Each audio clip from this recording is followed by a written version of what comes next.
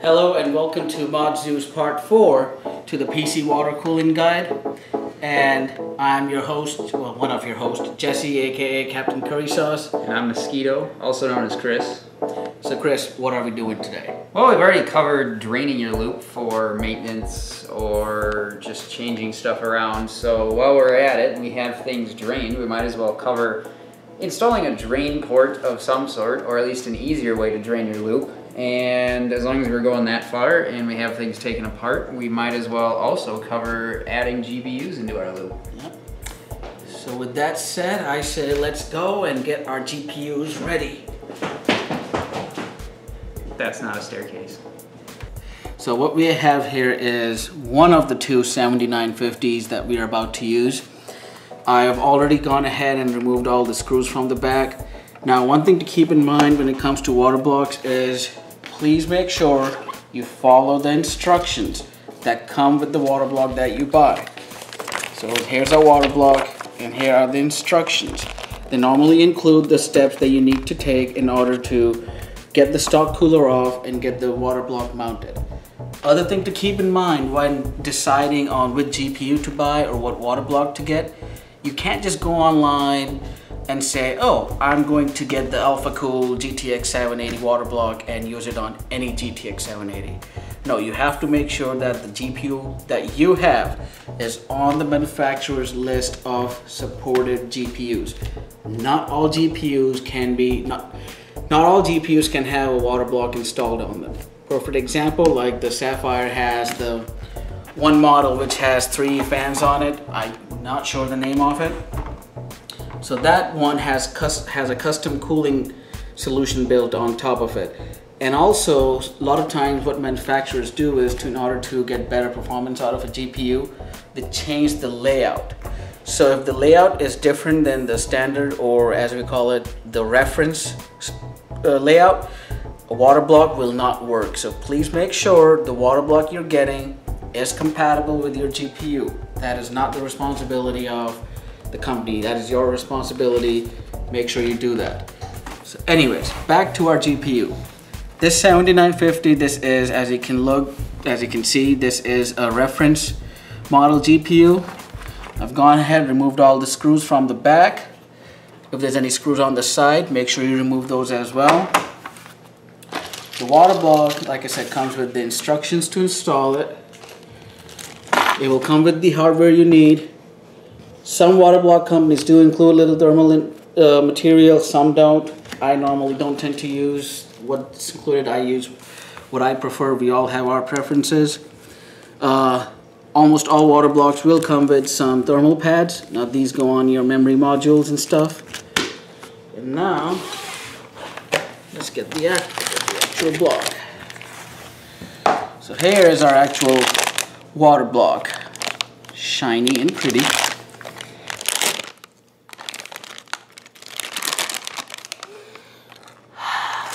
Smell of fresh water blocks. And I'll gently take it out.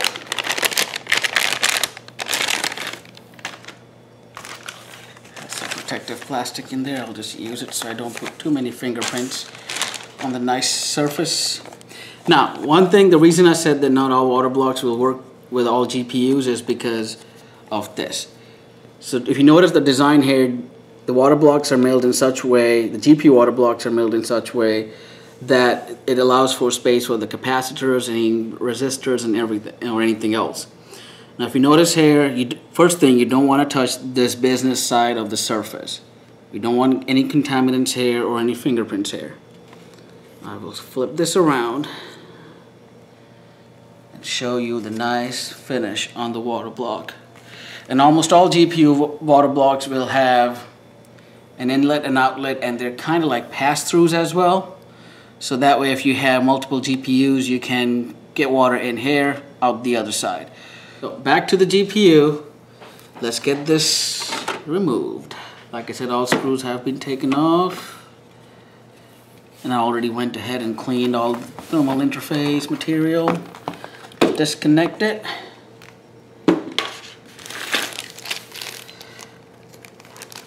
Now make sure once you get the cooler taken apart, the stock cooler taken apart, you follow the instructions that are included with your water block, especially when it comes to installing the thermal pads.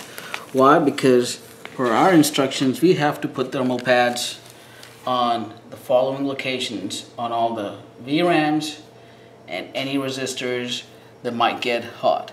Most of the times they will be cut to size, so like this is perfect for the VRAMs. Again, they have plastic protective film on both sides. Make sure you remove that film on both sides before you actually install the water block. So this way, these thermal pads make sure that the VRM stays cool. Because a lot of times when people use universal water blocks or universal GPU water blocks only cool the processor. They do not cool the VRAMs. So we want to make sure that everything gets cooled. Everything that generates heat is cooled. So it looks like we need to cut this up in small pieces, put some on here, so on these little tiny guys right there, and then we need to put some right here. I have one of those too. I have two of those actually, because I lost one, bought another one, found another one. So there we go. Rate my thermal paste. And now it's time to put it on.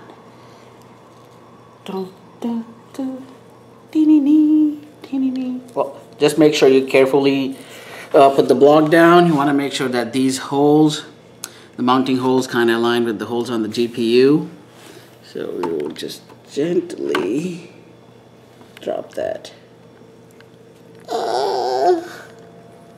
I said gently. Now, here's the tricky part. Flipping the GPU over. Now what I like to do is when it comes to flipping it over and getting the screws in, since if you just flip it over, remember your GPU is kind of, when it's flipped over, it's not going to be in the even surface because of the bracket, the IO bracket. So what I do is I'll take a box or something. Come on, box, close. And put it on top of it. That way I only have the GPU sit and nothing else. If you're just installing a GPU water block, you just take the screws that the hardware, the installation hardware that came with your kit, your water block, mount those, install those, and you're done. But we are gonna go one step ahead and install a GPU backplate. Now, why are we installing a GPU backplate? Well, the biggest benefit of installing a GPU backplate is, here's a perfect example. Here's a water GPU with the block already installed. Now, the block is actually heavier than the stock cooler. So imagine this being mounted in your case and having all that weight.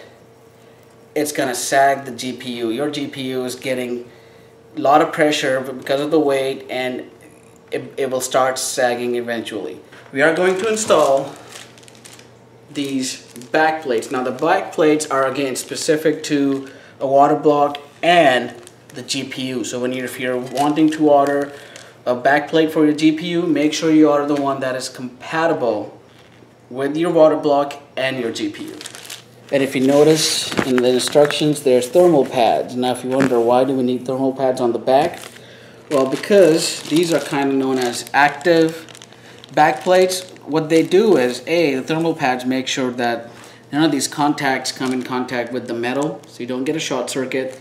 And B, since the PCB is plotted on both sides, the front and the back, this makes sure that any heat being generated on the back is sucked up and can be vented and dissipated using the fans that are already in your case around the radiator. So this way you're not just taking heat from the front, but also taking heat from the back, and it makes the GPU look really, really nice. So what's going on is these screws are actually getting screwed into the water block. And having it on a box makes sure that my water block doesn't fall off or keeps falling while I do this. What I like to do is I normally just like to drop all the screws in, kind of hand tighten them as much as I can.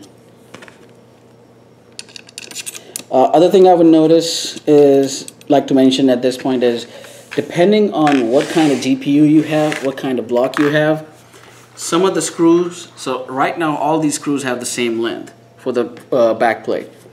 Sometimes you will have screws with different lengths, so make sure you look at the instructions to know where those smaller or longer screws have to go. And I will say I do like this about Alphacool, all the screws are the same size.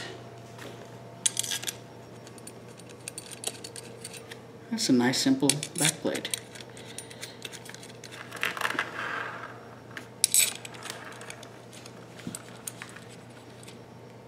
So this backplate gives some more strength to the PCB, so the GPUs are not gonna sag.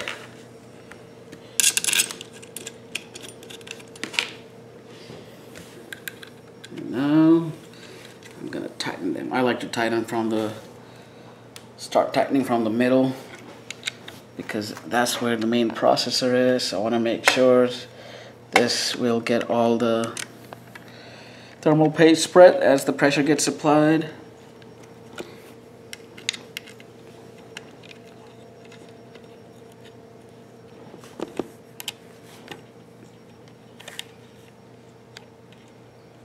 And again, if you notice, I'm not going crazy when it comes to tightening it. Just go tightening them gently, and then once they're all tightened, I'll do another pass to tighten them a bit more, especially right in the middle. You don't want to over tighten anything, especially if you're using an expensive GPU. Oh, other thing I would like to mention is doing this on most of the GPU brands will void your warranty, so do this on your own risk. I know EVGA is great that if you install a water block, they don't void your warranty, but if there's any physical damage on the card, they will void it. Now, our one card is ready to be dropped into the system and put to use. See, no fans. Our second block is in. So we got our 2 blocks in, but we haven't connected anything. So let me get this tightened in. So before we go any further, let's quickly talk about one thing that I'm pretty sure if you guys are thinking about water cooling your GPU, you might have heard, is a serial loop versus a parallel loop. You want to run a parallel loop when your water blocks are exactly the same, so your pressure drop, your flow rates are identical.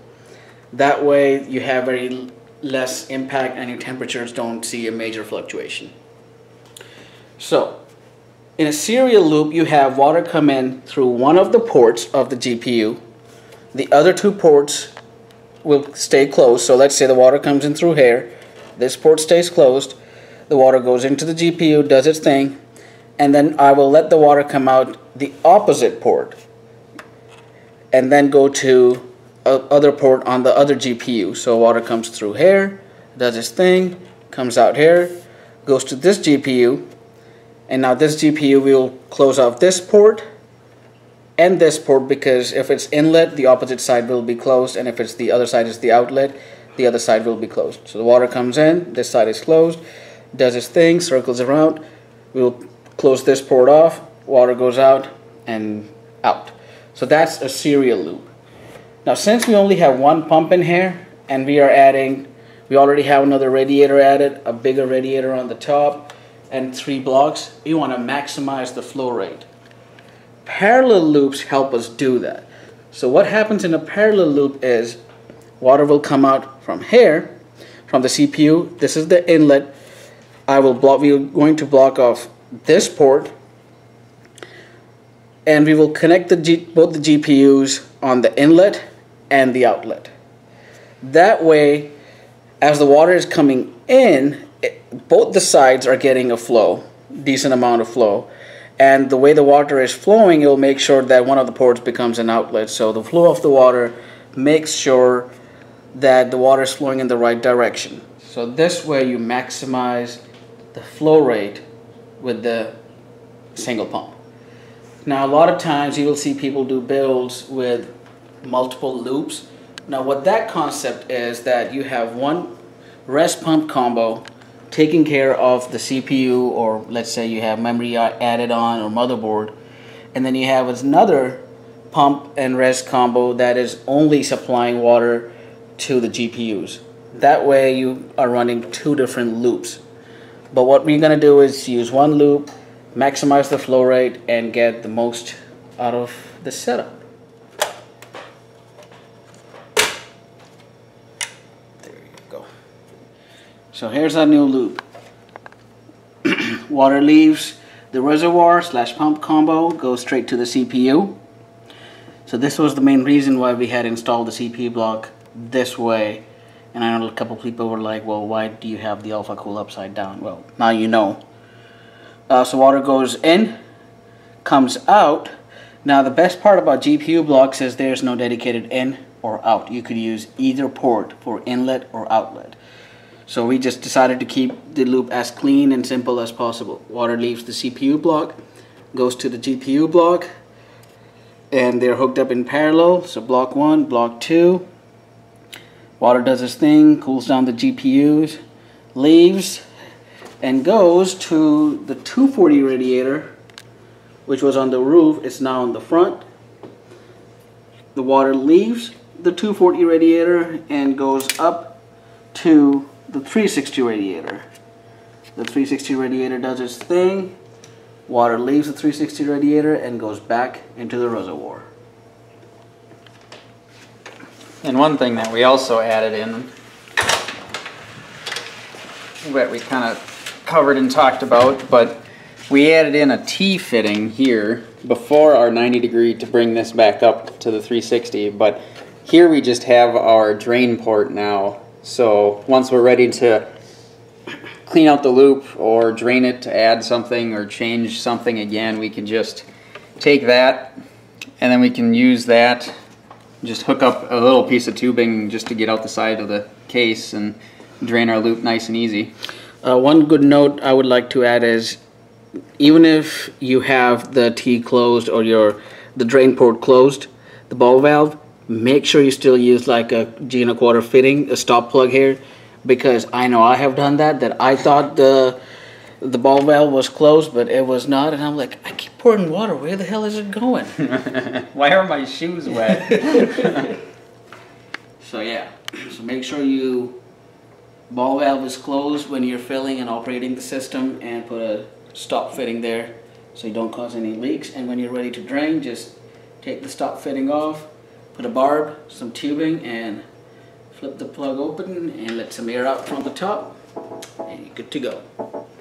Thank you for watching part 4 of our water cooling video series. So if you have any questions, come check us out at themodzoo.com. There's a thread we have going specific for this video series where we answer any questions you might have and just kind of general water cooling discussions.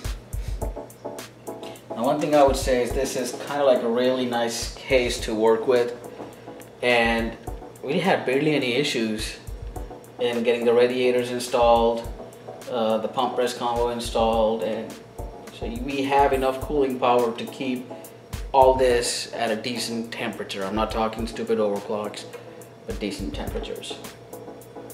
I'm pretty happy the way it came out. Yeah, it's looking real good. So if you have any questions on what we did here, if you have any future questions on anything water cooling related, like Chris mentioned, stop over at themodzoo.com, drop us a line, leave a comment, and we'll see you soon with some more exciting stuff.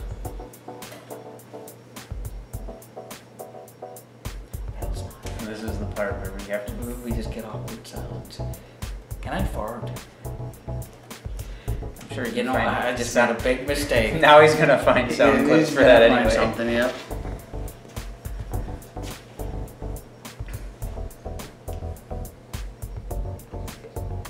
Scratch.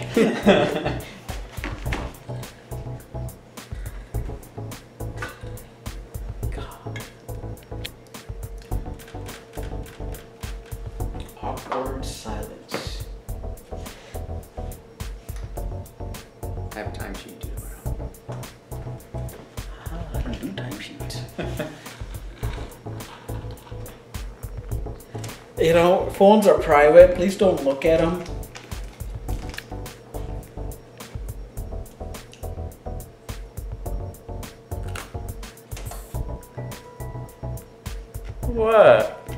I'm hungry. Bill keeps us locked up in here all day and we don't get to eat. Your burgers are now mine. That would hurt. Your burgers are mine.